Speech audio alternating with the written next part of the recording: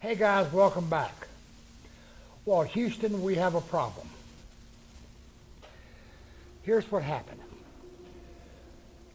Now this is the big mahogany. And we glued it up, I think I showed you, in 4 different sections. Now the problem was, when gluing up the center seam, it seemed like not much thought was given to the 2 outer edges. And in doing so, we're touching on the ends, and we got about 3 30-second gap in the middle. Now, you could probably pull that together, but you certainly don't want to, because then you're putting this tabletop under a lot of stress. And odds are it's going to split somewhere. Now, these things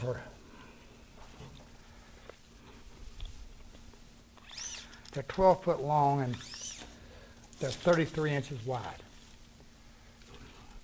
So that said, being able to take this and manhandle it across a table saw ain't going to happen. But the other problem is this edge mirror images this. While this edge is like this, while this edge is concave, this edge is convex. So we got to get creative. Now I think you've seen me do this before. Here's what I've done. I've got a straight edge. Now oddly enough, my 2 14-foot tables are the same way, so I'm going to have to do the same thing. Whenever you're doing something like this, and you've got one seam straight, you always need to go back to the table saw and mirror image your other side. Or you wind up with this.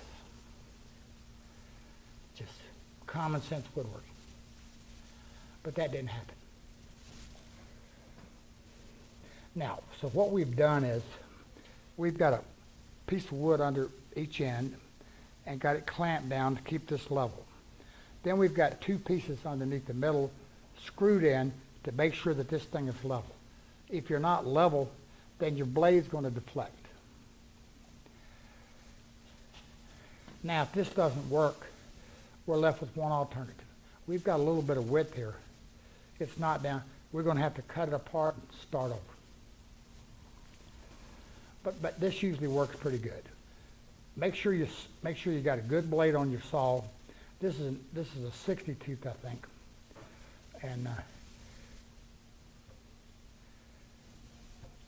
make sure the blade is square to the base.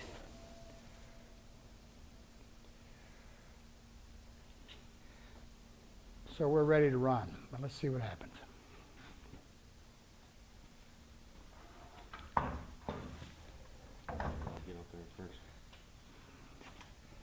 It's nice to be skinny and young. Just make sure you stay flat and stay tight to your fence.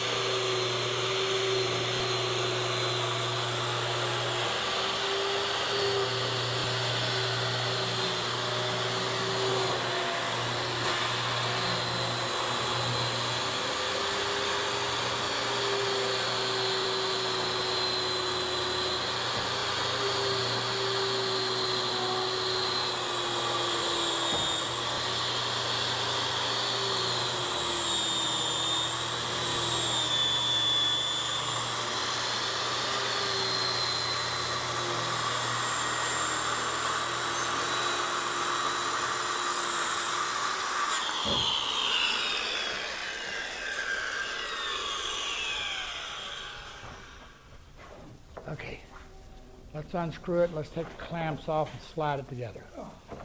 We'll be right back, guys. Okay, we got a perfectly straight seam, but right in here, this fence had tried to rise up a little bit, and so we got just a little teeny nick. So I'm just going to rig it up so the fence is down tight out in the middle. Just get a little call on it, something just to make sure it's down enough it can't go under. That should do it. Okay. So we're going to run it one more time. Now, here's the other nice thing about this, is that if you're not perfect, the saw blade mirror images, meaning whatever it does on one side, it's going to mirror image to the other, and it's going to fit. Now, you see me, and I've done this on. You can also do the same thing with a bandsaw or even a jigsaw. And people have argued with me, you can't do that. Well, again, what happens is it mirror images, and it fits tight. We'll run it again and show you the seam. We'll be right back.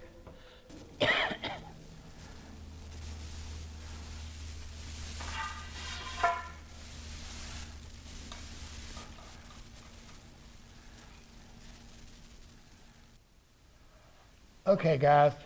Well, as you can see, we got a good seam. It works. Not the ideal way, but hey, it does. Okay, so now what we got to do is we got to do the other monster, and then we got to do the 14-foot table. So we'll be ready. We'll be back after a while. Okay, we're concentrating on the beast, the conference table.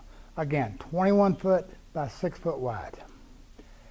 Now, what we did was we took our pattern, and I'll show you, and drew it on, set everything up together, and drew it out and cut our arc.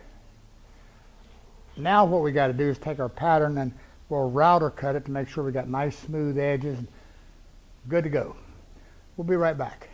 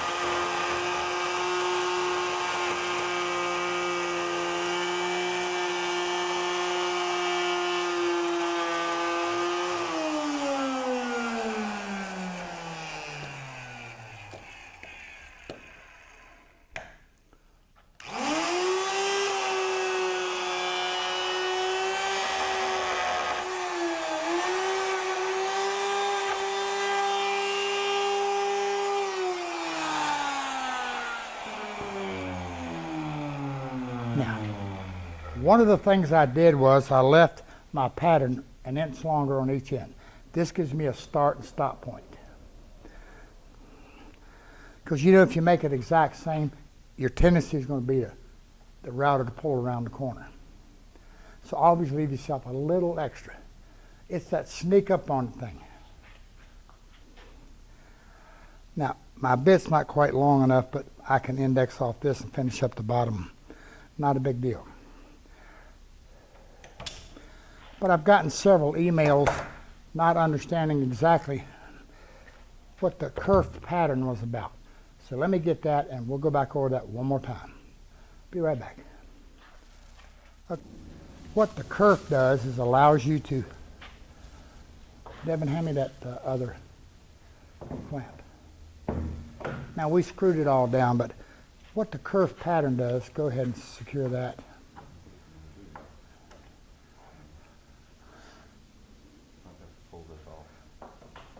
It's okay.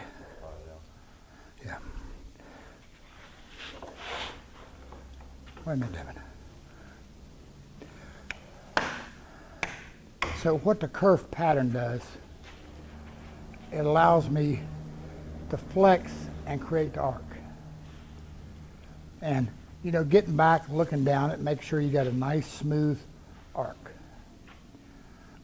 Then what we did was drew it, jigsawed it out, put the pattern back on and router cut it. Pretty simple. Okay. So I've got 4 more sides to do, and then that'll give us, but you can see the shape this thing's going to take. Unhook that. Let's move it out of the way. Kind of a boat shape. Remember, I did you a drawing. You can't forgot that. Okay. Again, I apologize. Kind of a short show, but next week we're going to be hot and heavy into the pedestals and getting everything set together. So that'll be a whole lot more interesting than this. Now we've got all the others. We straight line them, re-straight line them, got them glued up, and so that's pretty boring.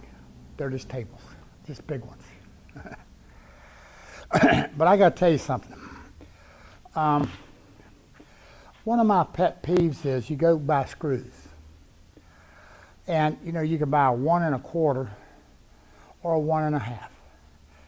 Well, you know, if you're using 3/4 stock particularly, well, the 1 1/4 just really isn't enough. If you use 1 1/2, particularly if you got to go below the surface, sure enough, you're going to come to the other side. Now, you used to be able to buy 1 3/8, but I ain't seen them forever. So I went online. Actually, I emailed a friend of mine who's works at Woodcraft up in the corporate office, and he used to work at McFeely's. And everybody's heard of McFeely's. They're famous for their screws. And sure enough, I found 1 3/8 screws at McFeely's. So I ordered 1,000. Hey, huh? That should hold you.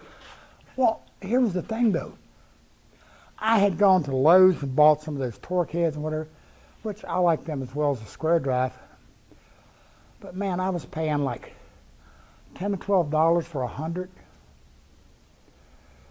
Well, the McFeely's, I got 1,000 for like $29.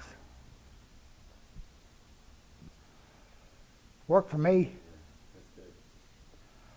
So, in case you have an interest, it's mcfeelys.com.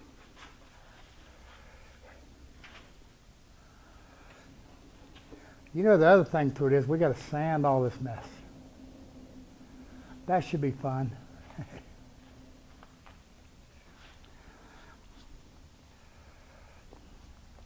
Now, like I told you, these are going to all be, this will be a loose seam, meaning when it goes into the building, this will be put together, and the same thing with these two. There's just no way to be able to handle this thing if we glue these two together. No way.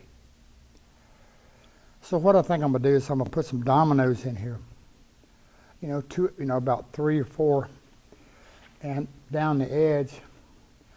And then I'm going to go underneath. Now I can't do that until I figure out exactly where the pedestals are going to sit. And I'm going to go underneath and glue some cleats. Just slightly off the edge. And then I'm going to drill it and just take a nut and a bolt where we can bolt it up. Talked about the profile. Well, yeah. What I'm going to do once I finish router cutting this, we're going to have to flip them end for end. But before I do that, there's going to be a 1/4 inch round over here. And then on the bottom, we're going to do a 30-degree chamfer. So it kind of, you'll see that once we get that done. And then we got an apron that goes on 2 inches under, because there's going to be electrical boxes up and down it. For computers, it's got, of course, power plug-ins, and it's got USB ports. And I think this table all told is going to get like 16. 16 per side? No, 16 total. I think there's going to be like 7 and 7, and then 1 in each end. All the tables get the electrical.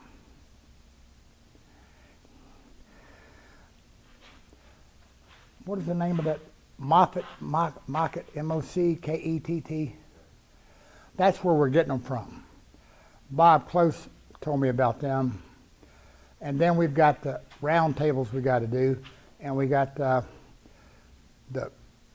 pedestals and everything for all the other tables. But we just finally got all that figured out. Bob's shipping the wood for that, so we still got a ways to go, but we're getting there. But I wanted to get this beast out of my way. Because once I get this done and flip it and figure out the aprons and whatever, then we can put it back here and start sanding on it while we're working on the other stuff. But man, these things take up a ton of space. I mean a ton. Okay guys, I'll catch you next week. And again, sorry for the short show, but it's a lot of work just gluing and that kind of thing. I mean, we've cross-cut everything, and of course having to re-straight line everything took some time. But we're good to go. So you got to get all that done, and I mean, who wants to watch somebody glue? I don't. All right, guys, I'll catch you next week.